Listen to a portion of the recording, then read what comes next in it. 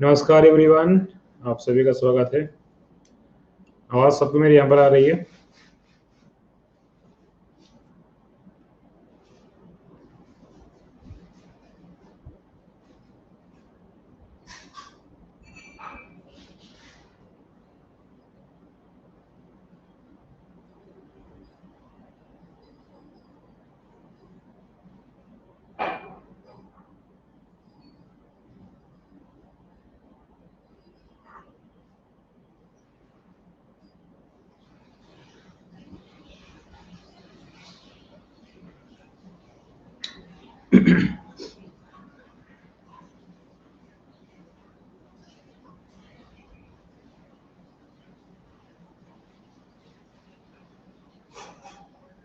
नमस्कार एवरीवन, आप सभी का स्वागत है। आप सबको मेरी आवाज़ एकदम प्रॉपर तरीके से आ रही है?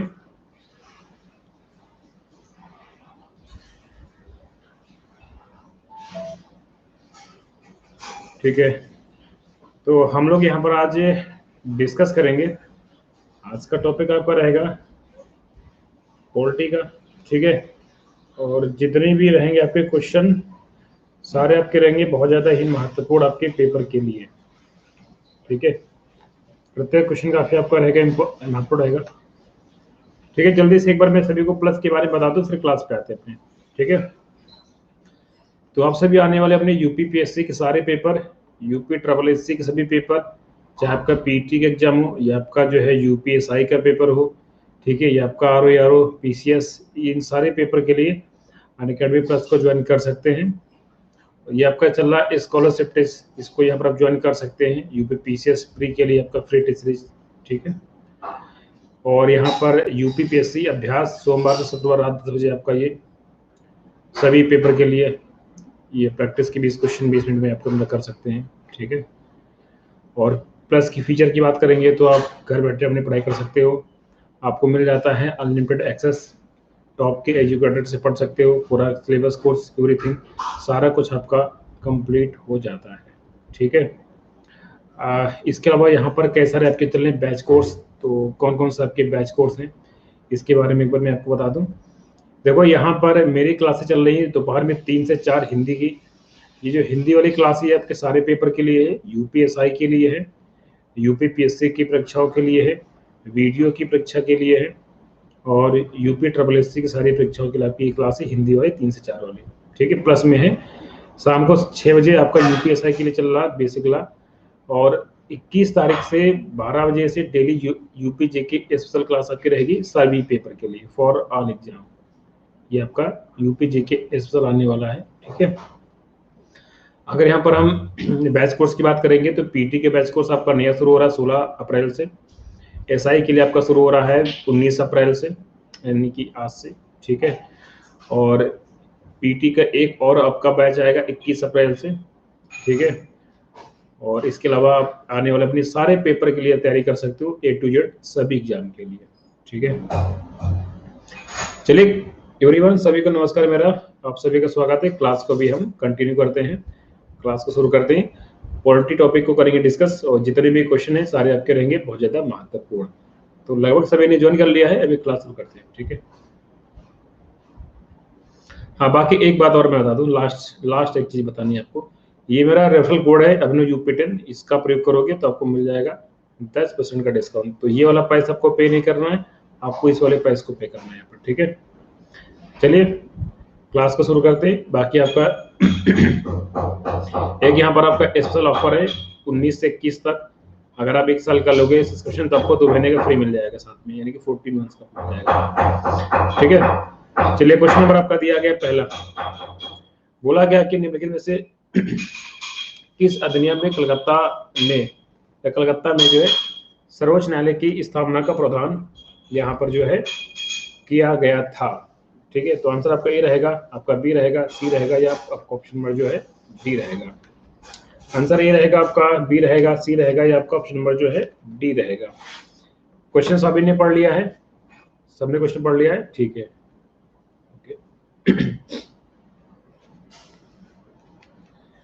निम्नलिखित में से किस अधिनियम में कलकत्ता में सर्वोच्च न्यायालय की स्थापना का प्रावधान किया गया था?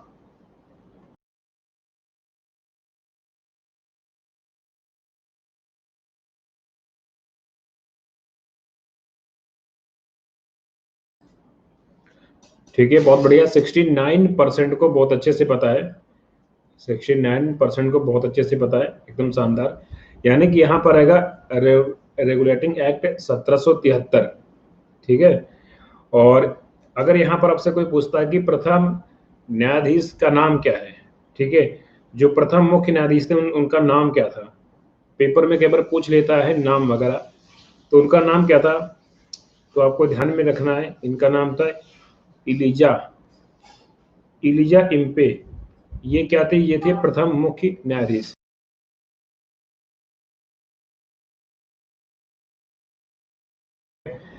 चलो आगे हम लोग पढ़ते हैं। क्वेश्चन नंबर आपका अगला दिया गया है, किस अधिनियम के द्वारा ब्रिटिश संसद ने चाय और चीनी के साथ व्यापार को छोड़कर ईस्ट इंडिया कंपनी के भारत के साथ व्यापारिक एकाधिकार को समाप्त कर दिया था? ठीक है, तो ये क्वेश्चन भी आपके एग्जाम में कई बार पूछा गया है। एक तरीके से आपका वेरी वेरी इंपॉर्टेंट क्वेश्चन रहेगा पेपर के लिए, क्योंकि इसको कई बार एग्जाम में पूछा गया है। तो क्वेश्चन क्या बोलता है, क्वेश्चन बोल रहा है कि किस अधिनियम के द्वारा ब्रिटिश संसद ने चाय और चीनी के साथ व्यापार को छोड़कर ईस्ट इंडिया कंपनी के भारत के साथ व्यापारिक एकाधिकार को समाप्त कर दिया था? ठीक है, अब अगर यहाँ पर हम बात करेंगे तो इसका जो आपका आंसर रहेगा वो आपका रहेगा 1813 का ये चार्टर अधिनियम है। 1813 का ये चार्टर अधिनियम है, ठीक है, जिसमें ऐसा काम होता है। चलिए क्वेश्चन नंबर आपका अगला है, क्या पोल नहीं आ रहा, क्या पोल नहीं जा रहा क्या आपके पास एवरीवन? सबके पास पोल जा रहा है क्वेश्चन का, सभी के पास पोल जा रहा ना? ब्रिटिश भारत में सांप्रदायिक प्रतिनिधित्व की व्यवस्था निम्नलिखित में से किस अधिनियम द्वारा लागू किया गया? तो कौन से अधिनियम के द्वारा लागू किया गया, आपको ये बताना है। सांप्रदायिक प्रतिनिधित्व की अगर यहाँ पर हम बात करेंगे तो, ठीक है, तो अब भारतीय काउंसिल अधिनियम 1892 रहेगा, मिंटो मार्ले सुधार 1909 रहेगा, ठीक है, या मॉन्टेग्यू चेम्सफोर्ड सुधार 1919 रहेगा, या जो है भारत सरकार अधिनियम 1935 रहेगा। ठीक है, एग्जाम के पॉइंट ऑफ व्यू से बहुत ही एक महत्वपूर्ण क्वेश्चन बनेगा ये कई सारे एग्जाम में पूछा गया, घुमा घुमा के इसको कई बार पेपर में पूछा गया है, चाहे आपका कोई यूपीपीएससी का पेपर हो या SSSC का हो या अन्य कोई पेपर हो। ठीक है, अब देखो यहाँ पर हम बात करेंगे तो इसका आंसर क्या रहेगा, इसका आंसर रहेगा मिंटो मार्ले सुधार 1909, यानी भारतीय परिषद अधिनियम 1909, जिसको हम लोग मिंटो मार्ले सुधार बोलते हैं। ठीक है, इसमें क्या बोला गया, इसमें बोला गया कि आपका जो ब्रिटिश भारत है इसमें सांप्रदायिक प्रतिनिधित्व की व्यवस्था किया गया, जिसके अंतर्गत मुसलमानों के लिए पृथक निर्वाचन मंडल का प्रावधान यहाँ पर किया जाता है। ठीक है, तो ये कांड जो है ये मिंटो मार्ले सुधार 1909 के द्वारा होता है। द्वैध शासन किस अधिनियम के अंतर्गत स्थापित किया गया है? इसका नाम है द्वैध शासन। ठीक है, जब भी हम द्वैध शासन की बात करेंगे तो यहाँ पर कौन सा आपका अधिनियम आ जाएगा? ठीक है, केंद्र की बात कर रहा है, यहाँ पर किसकी बात कर रहा है? केंद्र की बात कर रहा। ठीक है, कि केंद्र में जो द्वैध शासन है वो किस अधिनियम के अंतर्गत स्थापित किया गया? 1909 का होता है अधिनियम, या भारत सरकार अधिनियम 1919 होता है, या भारत सरकार अधिनियम 1935 होता है, या भारत स्वतंत्रता अधिनियम 1947 होता है। ठीक है, अब देखो यहां पर अगर हम बात करेंगे तो केंद्र की हम लोग बात कर रहे हैं, केंद्र की बात कर रहे हैं। ठीक है, और जब केंद्र की बात करेंगे तो 1935। ठीक है, केंद्र में द्वैध शासन प्रणाली स्थापित किया गया। क्वेश्चन का पूछने का तरीका पेपर में हमेशा चेंज होता रहता है। ठीक है, और प्रैक्टिस आप बहुत अच्छे सब नहीं कर सकते हैं, क्योंकि क्वेश्चंस यहाँ पर कई सारे आपके रिपीट होंगे। ठीक है, तो आपको याद बहुत अच्छे से हो जाएगा, अगर आप ध्यान दोगे तो आपको याद बहुत ठीक से हो जाएगा। ठीक है, अब यही सेम क्वेश्चन अभी जस्ट करके आए हो, जस्ट इसके पहले आपने सेम क्वेश्चन को किया है। आप सबको पता है कि पेपर में पूछने के तरीके क्वेश्चंस के चेंज होता रहता है। ठीक है, तो यहाँ पर तरीका बदल गया है, क्वेश्चन आपका सेम पूछा गया है। ठीक है, तो यहाँ पर क्या रहेगा, यहाँ पर आपका रहेगा वर्ष 1935। ओके, आगे बढ़े भी हम, ठीक है। राष्ट्रपति की अध्यादेश निर्गत करने की शक्ति प्रेरित है, तो ये प्रेरित है। तो कौन सा यहाँ पर आपका जो है अधिनियम है जिससे ये जो है प्रेरित है, कौन सा आपका ये अधिनियम है जिससे ये प्रेरित है, ठीक है। तो राष्ट्रपति की अध्यादेश निर्गत करने का जो शक्ति है, ठीक है, वो आपकी प्रेरित है। तो कैसे प्रेरित है आपको ये बताना है।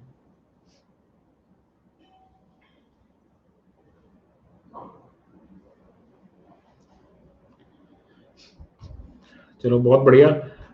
देखो यहाँ पर अगर हम बात करेंगे कि प्रेरित है, तो यानी कि वर्ष 1935 भारत सरकार अधिनियम वर्ष 1935, अगर हम आज की बात करेंगे तो ये आपको किसमें देखने को मिलता है, आर्टिकल नंबर 123 आपने सुना होगा, 1 2 3 आपने सुना ना, आर्टिकल 123, ठीक है। तो 1 2 3 में आपको देखने को मिलता है। अगला है कि भारत के संविधान में केंद्र और राज्यों के बीच किया गया शक्तियों का विभाजन इनमें से किसमें उल्लिखित योजना पर आधारित है। जो शक्तियों का विभाजन है, ठीक है, केंद्र और राज्यों के बीच जो शक्तियों का जो बंटवारा है वो जो है किस में उल्लिखित योजना पर आधारित है। तो आपको यहाँ पर ये बताना है, ठीक है।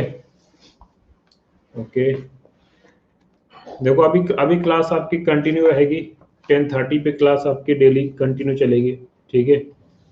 तो 10:30 पे आपको डेली आ जाना है, 10:30 पे आपकी लगातार कंटिन्यू क्लासें रहेंगी, ठीक है।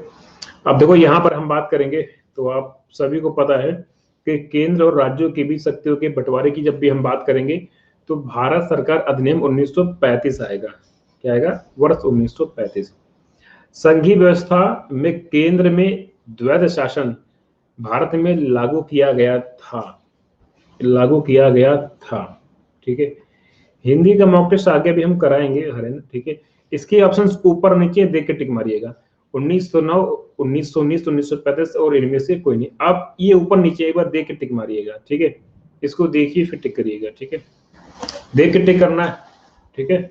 ऑप्शंस ऊपर नीचे है, देख के टिक मारिएगा। अब देखो अगर यहाँ पर हम बात करेंगे कि एक संघीय व्यवस्था और केंद्र में द्वैध शासन, क्वेश्चन का पूछने का तरीका आपका हमेशा जो है बदलता है। ये सारे क्वेश्चन आपके यूपीपीएससी के पेपर, आरओ में, पीसीएस में, एसआई में, यूपी ट्रिपल एससी, इन सब परीक्षा में पूछे गए तरीके आपके चेंज होते रहेंगे, ठीक है। तो इसका रहेगा वर्ष 1935 का अधिनियम। टाइमिंग आगे अभी हम चेंज करेंगे, थोड़ा सा मुझे समय दो, ठीक है। टाइमिंग मुझे एक बार थोड़ा सा देखना पड़ेगा, तो फिर हम उसको सेट करेंगे, ठीक है। ओके, अच्छा नेट स्लो हो जाता है। 1935 का यहाँ पर जो गवर्नमेंट ऑफ इंडिया एक्ट है, ये महत्वपूर्ण क्यों है, ऐसा क्या है कि ये महत्वपूर्ण है। 1935 का जो गवर्नमेंट ऑफ इंडिया एक्ट है, ये महत्वपूर्ण है क्यों, क्यों ये महत्वपूर्ण है, ऐसा इसमें क्या हुआ कि ये महत्वपूर्ण है, समझा जाता है, ठीक है। यानी कि यह भारतीय संविधान का प्रमुख स्रोत है, इसके द्वारा भारत को फ्रीडम मिला, इसमें भारत विभाजित उल्लिखित है और इसके द्वारा रियासतें समाप्त हुई। देखो सिंपल सी बात यहाँ पर यह है कि जब हम 1935 की बात करते हैं, यानी कि ये जो भारतीय संविधान है उसका ये प्रमुख स्रोत है, ठीक है, इसलिए आपका ये महत्वपूर्ण है। क्या पोल क्वेश्चन ने चेंज हो रहा है क्या,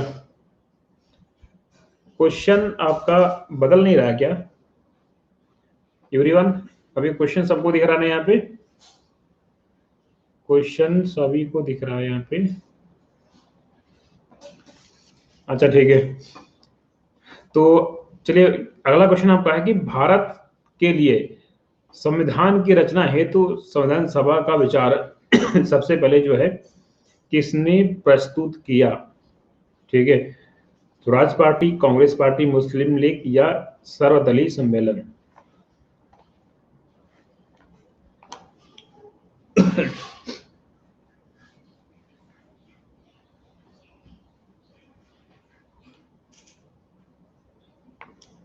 देखो यहाँ पर हम बात करेंगे अगर हम इस क्वेश्चन के बारे में कि भारत के लिए संविधान की रचना हेतु संविधान सभा का जो विचार है वो सबसे पहले किसने प्रस्तुत किया था? ठीक है, तो प्रस्तुत किया था स्वराज पार्टी ने किया था। कब किया था? 1934 में किया था। ठीक है,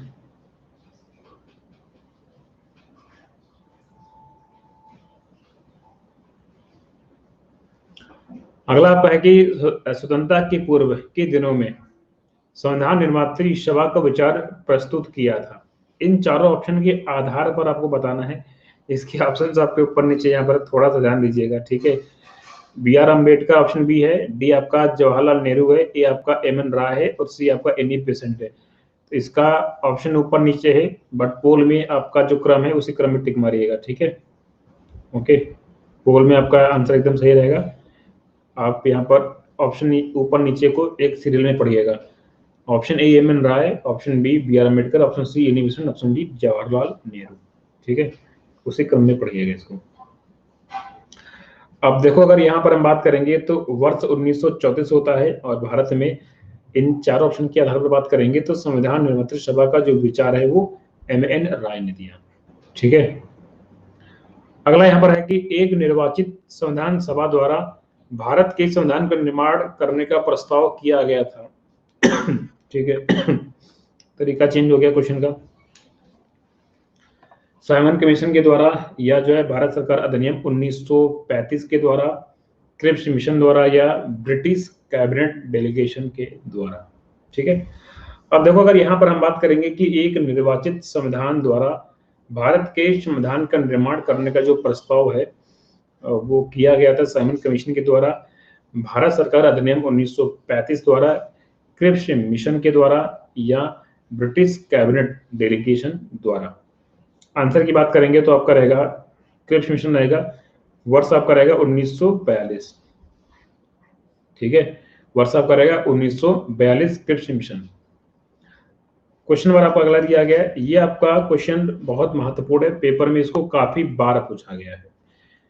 कैबिनेट मिशन योजना के अंतर्गत संविधान निर्मात्री परिषद में प्रत्येक प्रांत को आवंटित सदस्य संख्या निर्धारित करने के लिए एक प्रतिनिधि कितनी जनसंख्या के अनुपात में था? पीडीएफ क्लास खत्म होने के बाद में रिकॉर्डिंग आने पर आप डाउनलोड कर सकते हैं। ठीक है, 8 लाख, 10 लाख, 12 लाख या 15 लाख। एग्जाम के पॉइंट ऑफ व्यू से काफी महत्वपूर्ण क्वेश्चन रहेगा क्योंकि पेपर में ये काफी बार पूछा भी गया है। तो यहाँ पर हम बात करेंगे तो आपका रहेगा 10 लाख। ठीक है, तो कैबिनेट मिशन ये आता है वर्ष 1946 में आता है, आप सभी को पता होगा। और मिशन ने अपनी रिपोर्ट में संविधान सभा के गठन का एक सूत्र प्रस्तुत किया जिसके आधार पर संविधान सभा निर्वाचित होनी थी और प्रांतों का प्रतिनिधित्व जनसंख्या के आधार पर होना था, जिसमें कि 10 लाख यहाँ पर जो है कितना 10 लाख व्यक्तियों के ऊपर एक प्रतिनिधि का सिस्टम रखा गया। ठीक है, तो यहाँ पर आएगा 10 लाख। आगे बढ़ेंगे, इनमें से कौन कैबिनेट मिशन का सदस्य नहीं था? इनमें चारों में से जो है कोई एक ऐसा है जो कि कैबिनेट मिशन का जो सदस्य है वो यहाँ पर नहीं था। ठीक है, William Wood Pethick, Lawrence Stafford Cripps या एबी अलेक्जेंडर।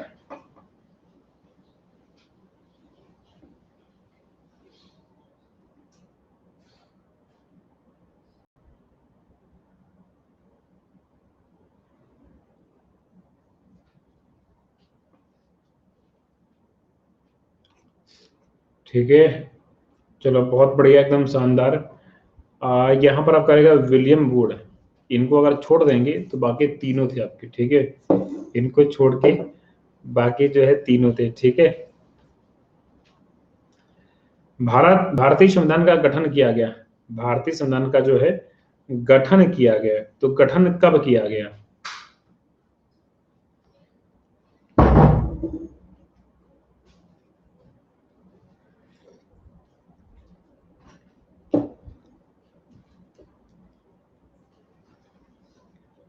ओके,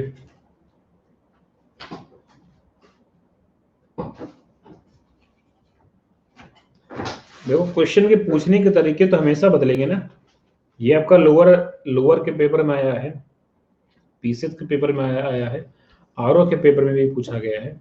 तरीके तो हमेशा चेंज होंगे ना पूछने का। तो कैबिनेट मिशन योजना वर्ष रहेगा 1946, ठीक है, 1946, ठीक है।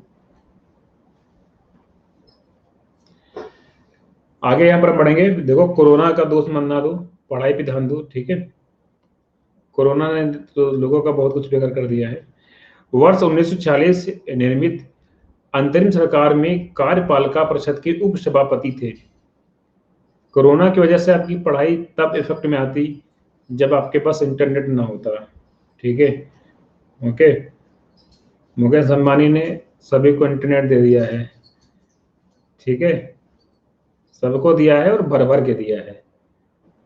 जो कर सकता है पढ़ाई वो अपनी पढ़ाई बहुत अच्छे से कर सकता है, चाहे कोरोना चल रहा हो या कोरोना का भाई चल रहा हो, उसमें कोई दिक्कत नहीं तुम्हें, ठीक है। पढ़ना तुम्हें है, बाकी टेंशन न लो।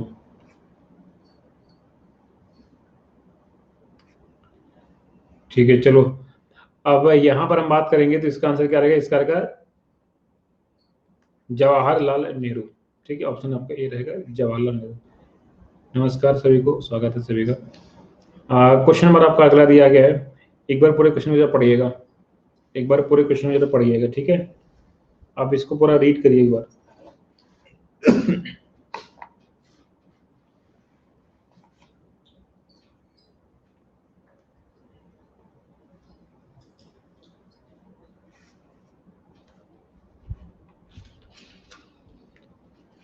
क्लास कितनी देर तक है, ठीक है। क्लास शायद 11 बजे तक रहेगी क्लास आपकी, ठीक है। मुझे याद नहीं है टाइमिंग क्या है इसका, मैंने कब तक का रखा है, तो अभी मुझे पता चलेगा 5 मिनट के बाद, ठीक है। अगर 11 तक होगी तो मुझे बता देगा कि क्लास आपकी खत्म होने वाली है, और हो सकता है कि 11:30 तक रहे, दोनों बातें हैं, ठीक है। क्योंकि मैं जो है 4-5 दिन बाद क्लास कर रहा हूँ, ठीक है, तो मुझे पता नहीं कि 1 घंटे की या आधा घंटे की है ये, तो जो भी होगा अभी हमको दिखाएगा उसमें। अब देखो यहाँ पर अगर हम बात करेंगे भारत के संविधान का प्रारूप तैयार करने वाली संसद सभा के सदस्यों को, यानी कि विभिन्न प्रांतों की विधानसभा द्वारा चुना गया, आंसर आपका सी हो जाएगा, ठीक है।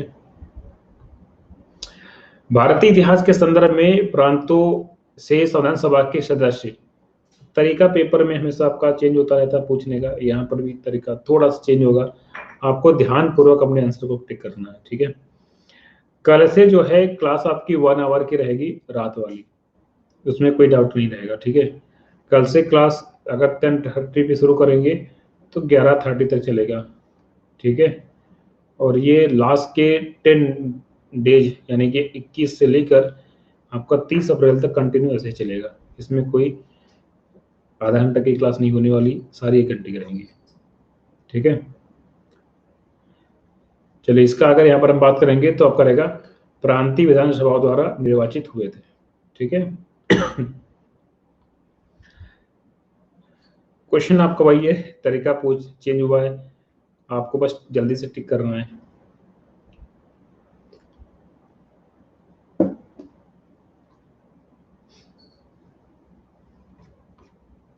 ठीक है, बहुत बढ़िया, एकदम शानदार, बहुत ही शानदार, प्रांतीय सभाओं के द्वारा, ठीक है।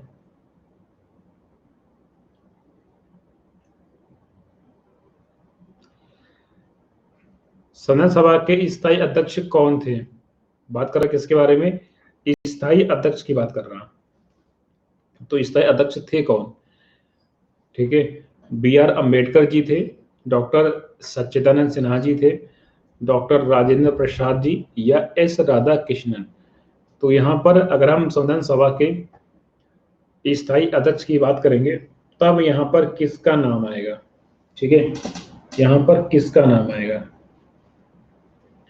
अब देखो अगर यहाँ पर हम बात करेंगे कि संविधान सभा के चुने हुए स्थायी अध्यक्ष यहाँ पर कौन थे, ठीक है, तो ये कौन थे, इनका नाम था डॉक्टर राजेंद्र प्रसाद। आप सभी को पता है, आप सभी को याद होगा कि सबसे पहले बैठक कब होती है, बैठक होती है 9 दिसंबर 1946 को बैठक होती है, और इस बैठक में अस्थायी अध्यक्ष बनते हैं डॉक्टर सच्चिदानंद सिन्हा बनते हैं, ठीक है।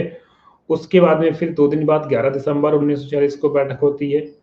और जब 11 दिसंबर 1940 को जब बैठक होती है, तब डॉक्टर राजेंद्र प्रसाद जी को यहाँ पर स्थायी अध्यक्ष इनको यहाँ पर जो है बना दिया जाता है। ठीक है, आगे बढ़ते हैं। भारतीय संविधान सभा के उद्घाटन अधिवेशन की अध्यक्षता किसके द्वारा किया गया? अब क्वेश्चन का पूछने का तरीका हमेशा क्या होता है, बदल जाता है, और यहाँ पर तरीका चेंज हो गया है। आपको आराम से क्वेश्चन को पढ़िए, सोचिए, फिर टिक करिए। ठीक है,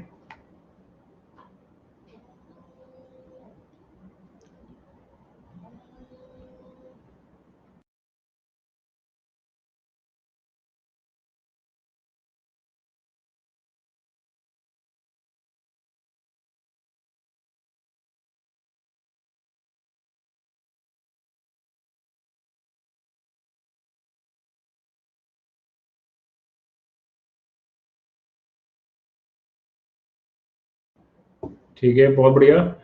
देखो इसका सिंपल आंसर क्या रहेगा, यानी कि डॉक्टर सच्चिदानंद सिन्हा। ठीक है, डॉक्टर सच्चिदानंद सिन्हा इसका आंसर आपका रहेगा। संविधान निर्मात्री सभा के अध्यक्ष, संविधान निर्मात्री सभा के अध्यक्ष का नाम बताना है। ठीक है, तो क्या नाम रहेगा?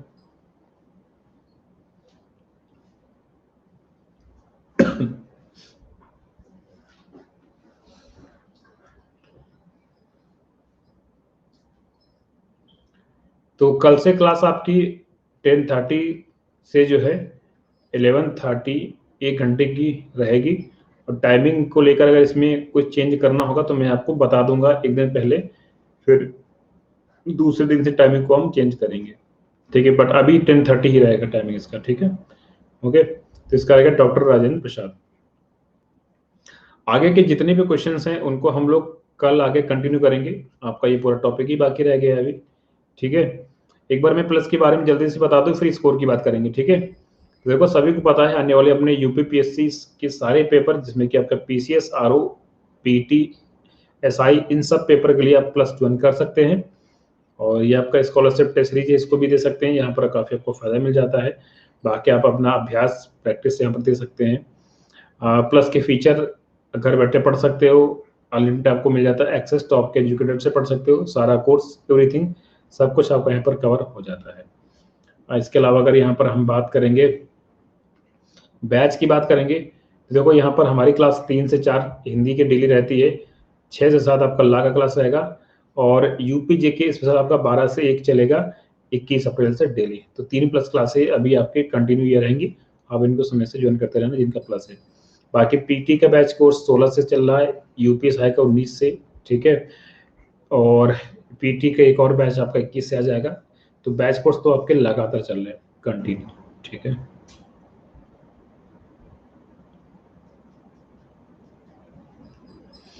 देखो प्लस क्लास आपका पूरा डिटेल में होता है, प्लस क्लासेस अभी डिटेल में होती है, प्लस क्वेश्चन फॉर्मेट में। इसमें प्लस क्लास में आपका सब कुछ कवर होता है ए टू जेड।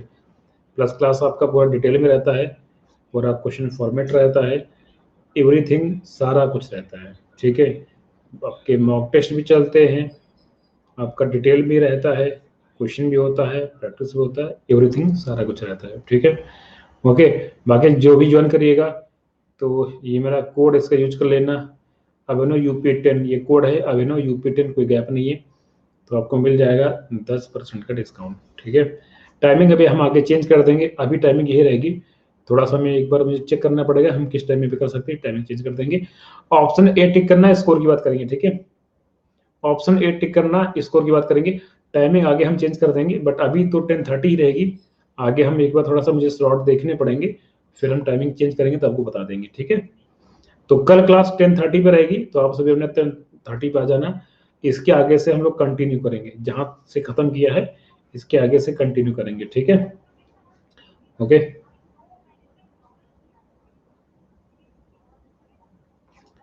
तो देख लेते हैं अभी स्कोर आप सभी का किसका कितना है। ठीक है, जरा चेक करिए।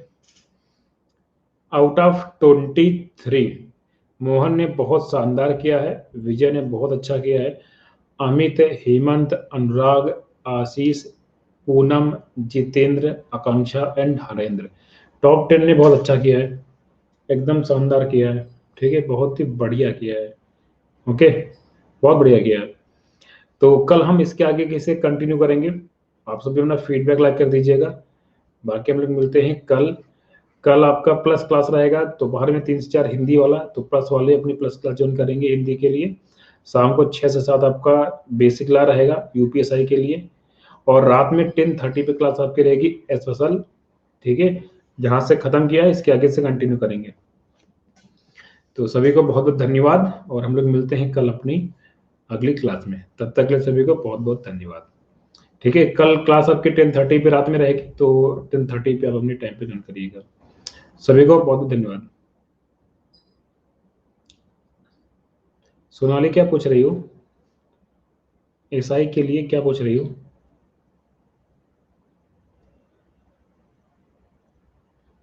ठीक है, धन्यवाद सभी को।